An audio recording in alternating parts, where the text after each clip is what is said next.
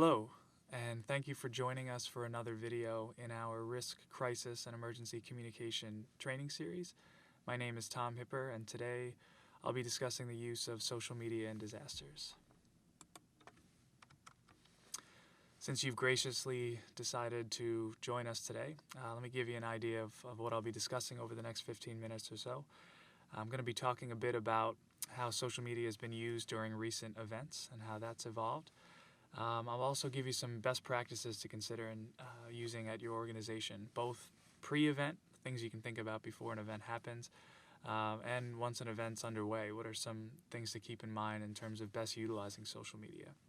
And then finally, we'll end with some resources that hopefully you'll find helpful. So I think a good starting point is just to talk briefly about the sheer number of people who are using social media right now. This is a graphic from the folks at We Are Social. I highly recommend this resource. They update it quite frequently. And as of the beginning of 2016, you can see there are 192 million active social media accounts in the United States alone. So we're talking about a lot of folks using various social media channels. And as you can also see here, many folks are using these channels, and they're accessing these channels via their phone, so they're able to do it from anywhere. And so this has definite implications for how we think about the role of social media in disasters.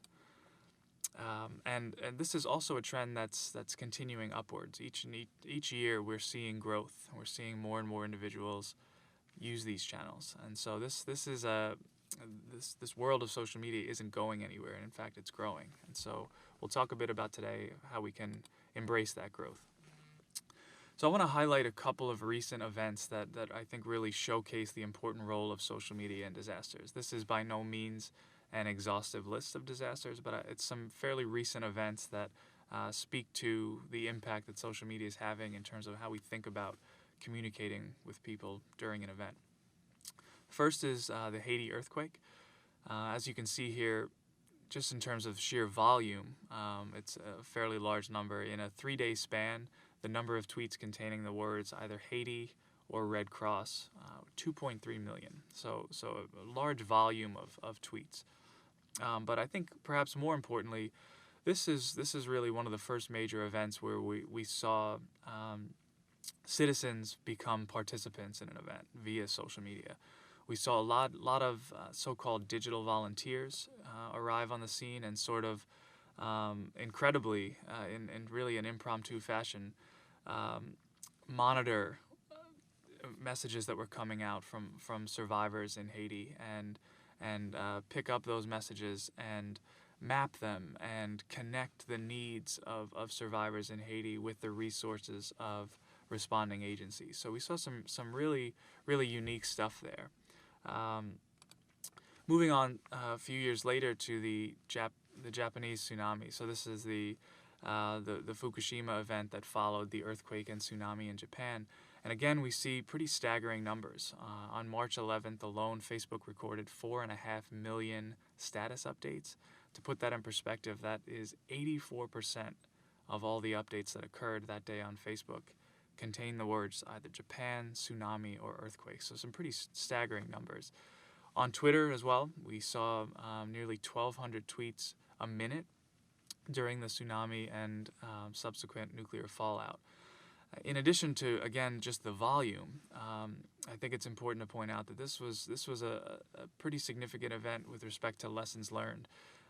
We saw that many of the Japanese people looked to social media for updates and information following this event.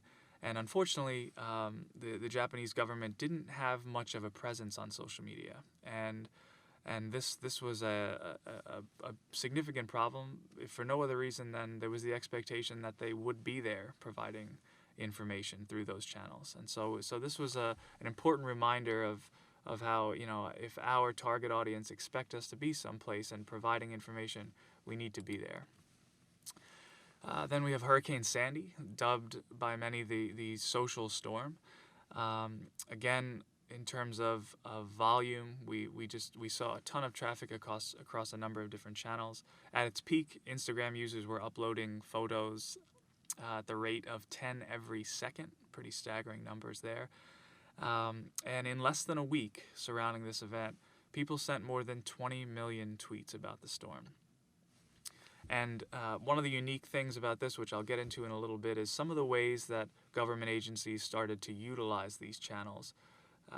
So we'll touch on that in a moment. More recently, if you look at the Boston Marathon bombing, certainly Twitter played a pretty key role there, as I'll touch on in a moment. But the fact is, 1/4 of all Americans looked to social media for information during that time. More recently still, the Paris terror attacks of 2015, Facebook activated their safety check feature, which, if you're not familiar, is essentially a way that through a variety of mechanisms and an algorithm determines if you're in an area where an event is occurring, and if you are, it asks you to check in whether or not you're safe. And so it's a very, very simple process, but with potentially profound results. As you can see here, in the 24 hours surrounding, immediately following the Paris terror attacks, over 4 million people checked in using this feature. And that may sound like a lot, but I think what really brings that home is that means that 360 million people around the world were notified that friends and loved ones, their Facebook friends, were safe and unharmed. To bring this home on a personal note, I was actually teaching a course in the fall of 2015, a risk and crisis communication course, and one of my students actually learned that her sister, who was in Paris at the time, was okay thanks to this platform.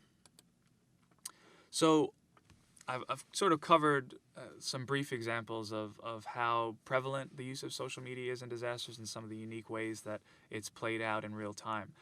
I've done that to kind of get to this sense of why is this important? Why are you listening to this video? Why are we recording it today? Why use social media? The first point, I think, is simple but really important. Good risk communication means reaching people where they are. Ultimately, our goal is to reach people with our message. And the bottom line is, if a lot of people are gravitating toward these social media channels and have the expectation that we'll be providing information, we need to meet them there. We need to be there. And so while social media certainly is not a catch-all that will reach everyone, if a lot of folks are going there with the expectation that they'll get up-to-date information, then we need to have a presence there. So that's number one. Number two, social media provides some really unique advantages versus other forms of other traditional communication channels. It can provide real-time insight. We can glean real-time, up-to-date information from sources that we previously didn't have at our disposal. We can monitor our environment and our audience needs and get up-to-date information in virtually real time. And we can use that to better understand what's happening and more rapidly create good messages. It also, I think this is really important, it allows for two-way communication that other channels simply don't provide. What I mean by two-way communication is we can both not just talk to or speak to, we can listen. We can get real-time feedback from our audience. We can listen to their concerns. This is a great way to build credibility, and it's a great way to sort of adapt our communication strategy on the fly. So lots of good things happening here, and the overall tone of this video will be very much embracing the positives of social media and what it can bring to the table. But I feel obligated to point out that while it's great and there are strengths here, it's just another channel too. It's not like as soon as we master social media, we'll have solved all of our risk communication issues or problems. This is another tool in the toolbox. It's another channel at our disposal. It shouldn't be viewed as a way to replace traditional channels that we've relied on up to this point, rather to supplement them. And so we'll talk a bit about how we can both use social media in unique ways, but also how we can adapt existing content to fit the specific nature of these channels. And on a similar note, I just want to point out that while social media offers unique advantages and has unique quirks to it, the tried and true risk communication principles that Dr. Cavello has covered extensively in the other videos in this series, all of our tried and true crisis and emergency risk communication principles of be first, be right, be credible, those hold true no matter what channel you're talking about, and social media is no different there. So let's get into some best practices. For maybe not all of you are currently utilizing social media yet, perhaps many of you are, but either way, there are things we can think about pre-event that will set us up to utilizing these channels in more effective ways. So number one, social media is by definition social, and so engaging with your audience is really, really important. We got to get past that idea that all we're doing here is giving information and not listening. So one of the most important things is to establish a presence before an event happens. You can only do this by sharing content, listening to your audience, interacting with them, all before something happens. Using these channels in an effective way takes practice. It's not something that necessarily comes natural, and like anything, practice makes perfect. And so it's important that we utilize these channels in sort of our day-to-day operations if we're going to expect them to function well and be a help to us in times of disaster. Building followers is key. You can have the greatest message in the world, you can have a really well thought out messaging strategy across a variety of social media channels, but if no one's there listening to you, it's not going to do much good. And so it's about building that audience in advance. One of the great examples of this, I think, is the Boston Marathon bombings. As many of you know, the Boston Police Department is widely heralded as being a great source of information, and they relied, among other things, pretty heavily on Twitter to get messages out in real time during the events. And this is a great case study to unpack. A lot of good things happened here, but one of the things you always hear is that because of how credible and on the ball they were, they gained 300,000 followers following the bombings. And again, that's well deserved. They were a fantastic source of accurate information. One of the things I don't hear talked about enough is, in addition to the great job they did, they had a presence before the event. They had 40,000 followers before the marathon bombings happened. They had an audience, a fairly significant audience, that knew that they could come to them and get credible information. And so that set them up to be successful and to effectively use Twitter as a communication channel. 40,000 followers was more than many of the local news outlets had in the Boston area at the time. So I think a great example of what I'm getting at here. And so one concept to think about is, just because a disaster is happening, let's say something's going on somewhere else in the world or somewhere else in the country that's outside of your local or state jurisdiction, that may not be your disaster affecting your constituents.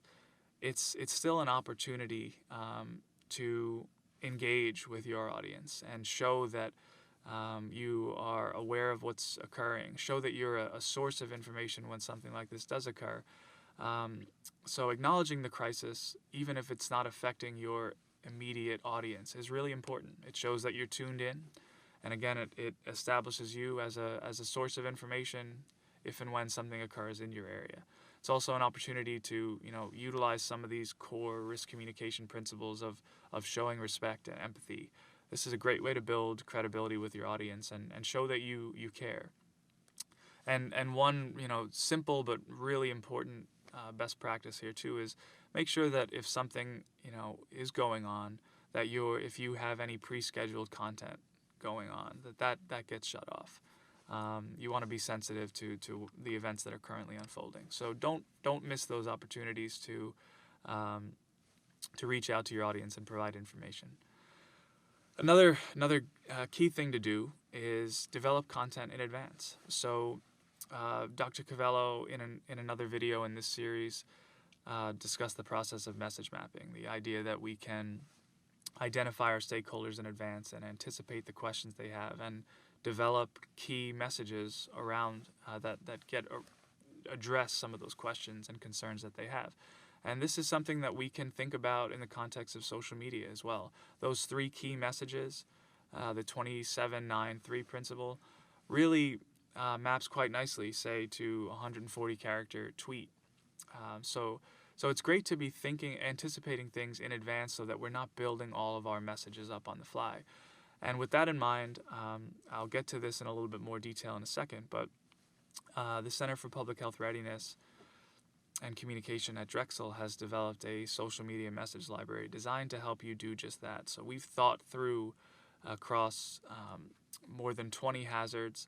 We've thought through the key questions that folks will have, and we've developed content based on existing content for other channels. We've developed content for Twitter, Facebook, and Instagram. So we encourage you to take a look at that and make use of those messages so that you're not forced to think about a whole new channel on the fly in an event. And so this is, I think, a really good question to ask yourself. If you're thinking about using social media, or if you currently do, is it a part of your official emergency communication plan? If it's not, it should be. You should integrate this into the official plan that you have. You should make sure that the tasks that will be required of you in an event are assigned to specific staff members in your organization. And one great way to do this and to kind of test this out, starting to see this more and more with organizations who are doing their exercises, build social media into those exercises. Make it a core part of your messaging strategy so that you can start to get a feel of what you still need to work on or what's gone well. And that way you're not experiencing these things and trying them out for the first time during an actual event. So let's transition a bit now to some best practices during an event. So now something's actually happened. Let's kind of build off some of what we've learned about recent events in terms of the best way to utilize some of these channels. So number one, I mentioned the importance of two-way communication and how social media can really help us there. One of the advantages that social media gives us is the ability to monitor our environment. And what I mean by that, I'm thinking about that in terms of situational awareness here. So if we're listening, if we're actively following an event in real time on social media, it can give us insights and can give us real-time information that we can both take into account operationally speaking with our agency, but also from a messaging strategy standpoint. So if you're tuning in and you know how to look for information, the citizens that you're trying to protect and communicate with can in many times help give you actionable information that you can use. And so listening to your audience is really one of the most important facets of all this. You can get a lot of information by listening to what your audience is saying on social media. You can get a good sense of the current questions and concerns that they have. You might recognize that there are certain knowledge gaps and, hey, we really need to be addressing these with our messages. You can find out if the current messages that you're sharing are resonating with that audience. Are they working? Or is there some sort of backlash? Or could we be saying things in a more effective way to get our point across? And this process not only helps our messaging strategy, but it helps to build credibility and trust. Another key aspect of monitoring your environment is this notion of rumors and misinformation. So this is certainly one of the drawbacks of social media. We see that incorrect information or rumors can be passed around quite widely, very rapidly. And so it's imperative that we are monitoring this environment so that we can pick up on these rumors and nip them in the bud. We want to recognize these rumors and this misinformation as quickly as possible so that we can counter it with an effective messaging strategy. And so we're seeing more and more that agencies are devoting specific staff members and time to this process of actively seeking out misinformation and addressing them. And one of the best practices we've seen here is to make sure that if you are monitoring this, if this is your role in your team, it's great to sort of summarize the key rumors and the key findings that you have from the day, and share that with your team. Share that widely so that everyone can be on the same page, and collectively we can get consistent messaging out to counter that information. We saw a nice example of countering misinformation during Hurricane Sandy when FEMA set up their rumor control initiative. They set up a web page where kind of a one-stop shop where they collected the key rumors that were going around in the immediate aftermath of the storm, and basically in one page they had a pretty exhaustive list of these rumors, and they either confirmed the rumor was true, or in many cases disputed the rumor and put the correct information right underneath that. So this became kind of a central repository for, hey, these are the things that we're seeing. This is a great place to come to get the actual true information. So kind of a nice example of that. I mentioned before that Hurricane Sandy was the social storm, and we started to see some departments really utilize social media in some unique ways. New York City, across a number of recent events, has been I think a great example of some of the ways we can start to think about using social media in new and helpful ways.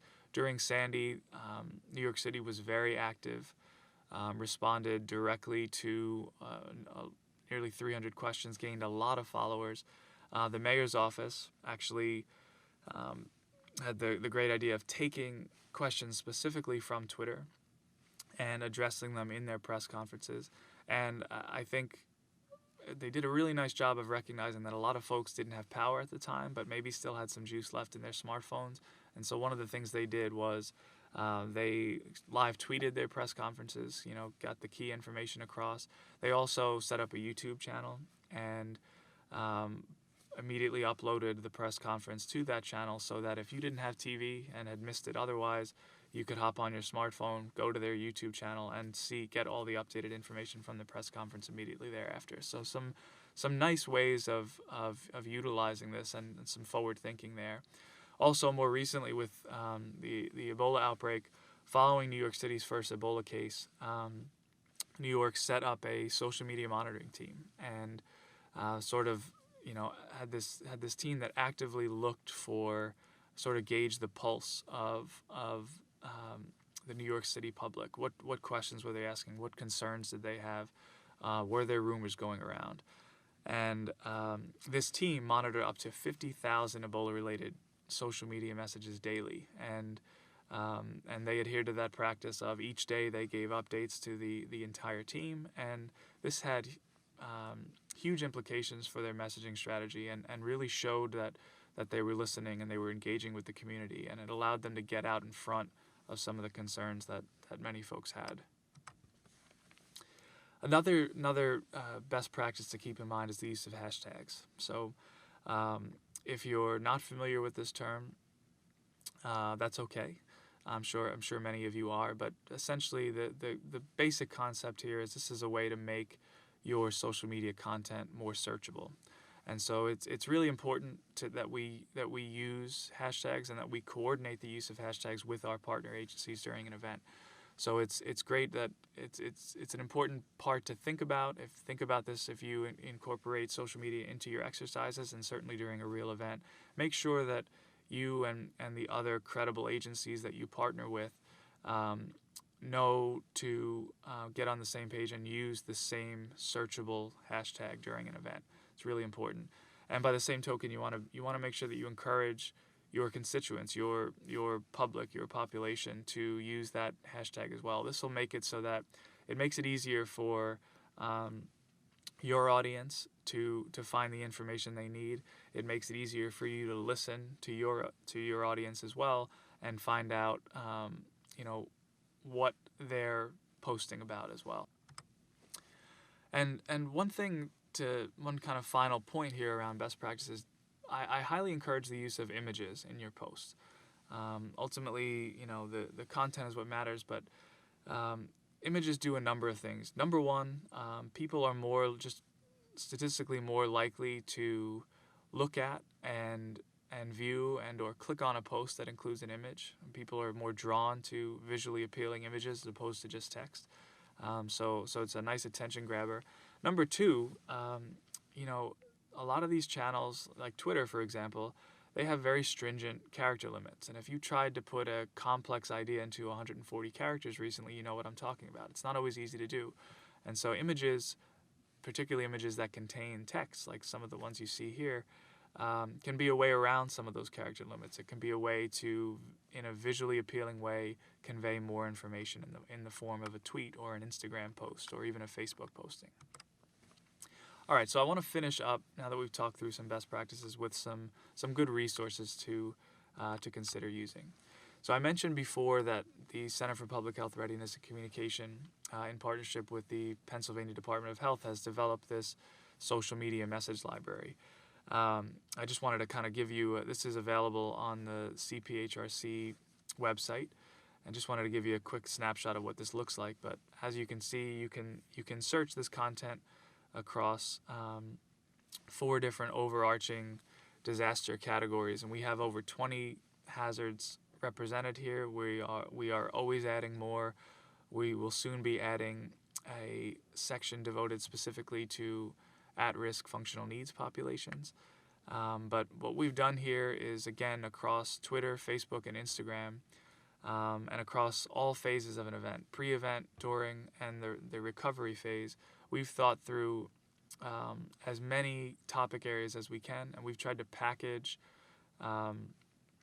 actionable health-related information into 140 character messages, or in the case of Facebook, 250 characters, or in the case of Instagram, an image that captures some of those key messages. So we've tried to develop these messages in advance, so that they can help serve as a foundation for those of you who want to use these platforms as a way to communicate with your audience during an event.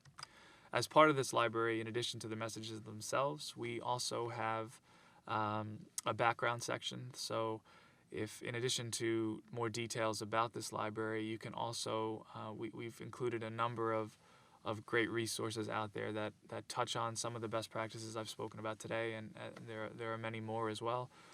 So if you're interested in learning more about effectively using social media in a disaster, I direct you to this page. And if you're really new to social media, we have a Social Media 101 page on this site as well, that will give you a nice overview of all the basics. Another resource that I think you should be aware of is this concept of Twitter alerts.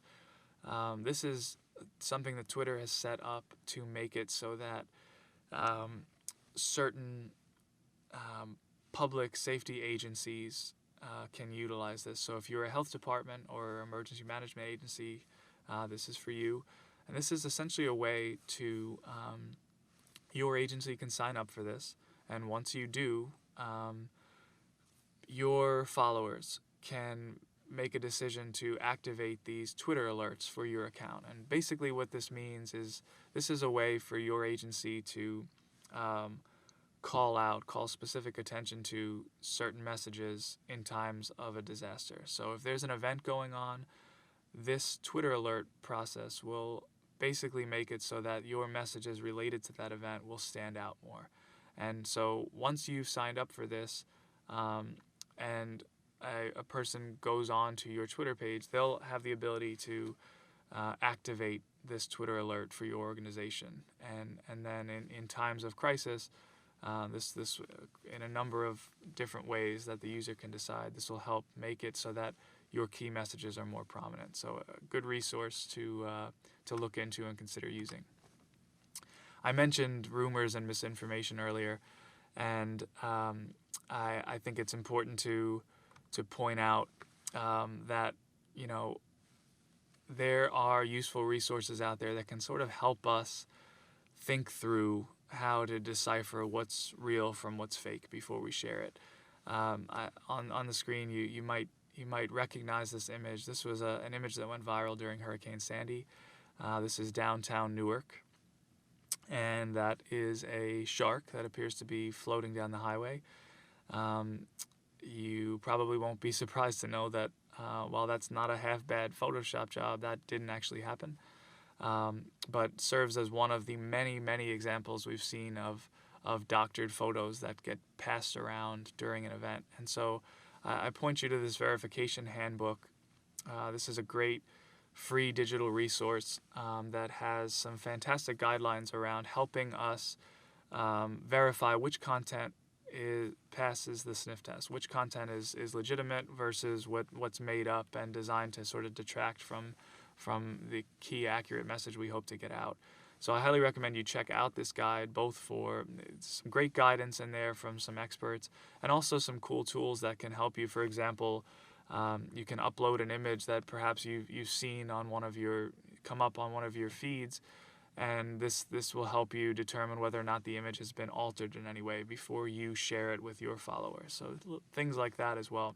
But a great resource as we sort of navigate this process of determining what's real from what's fake.